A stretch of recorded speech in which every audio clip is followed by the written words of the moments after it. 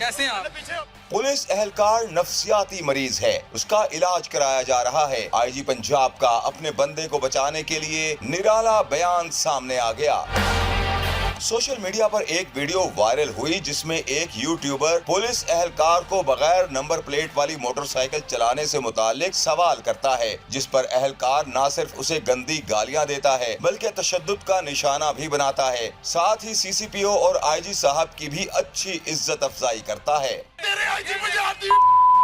खबर जंगल में आग की तरह फैली तो डॉक्टर उस्मान अनवार की अनोखी मंतक सामने आई। कहा, वीडियो में नजर आने वाला कांस्टेबल नफ्सियाती बीमारी का शिकार है जिसका इलाज करवाया जा रहा है।